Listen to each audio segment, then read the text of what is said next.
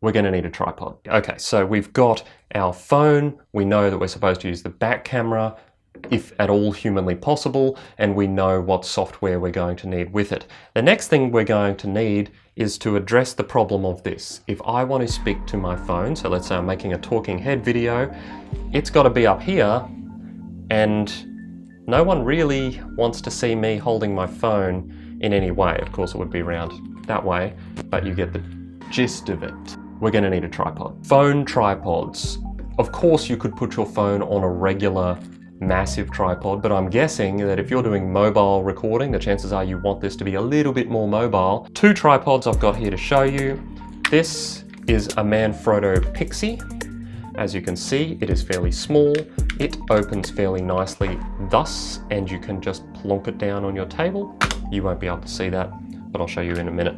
The good thing about this one in particular is that it is unbelievably stable. You can get the whole selfie thing going here.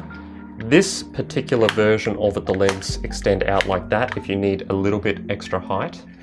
And last but not least, it's got an extra low setting. So this is the normal setting where you get a little bit of height out of it. If you want to go really low, you flick this here and you can see this now basically looks like a propeller of some kind, but the legs are really flat. So that's going to let you get very down low to the surface if for some reason you need to do that. Now the downside of this is that you don't always have a flat surface. And this is why a lot of people like to use this one. You will have seen this. You will have seen a bunch of people using the bigger version of this for DSLR cameras. This is a Joby GorillaPod. This is the small version that goes with your phone.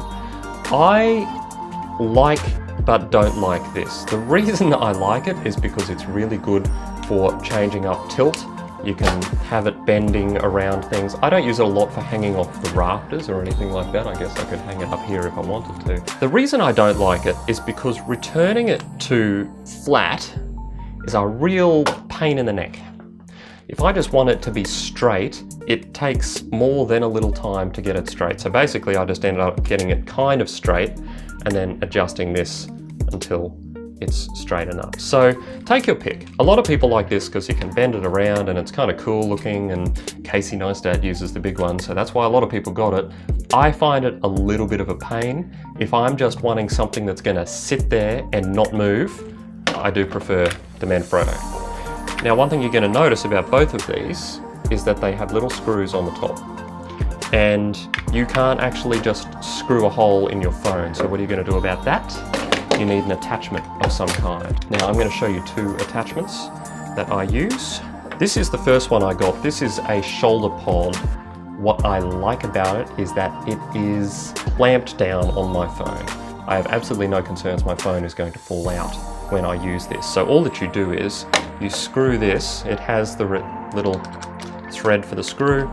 You screw it into the top, and then of course you can clamp your phone in the little pincers here. Ta-da! Okay, so I like that one. What I don't like about it is that it's got no fitting at the top, and as we're going to talk about in a sec, audio is pretty important. I'll show you what I mean. This next one is another Manfrotto, and no, I am not sponsored by Manfrotto, but hey, if you want to give me a call. This is a Manfrotto Twist Grip. Now, same as before, it's got the little thread on the bottom, so let's keep our brands together.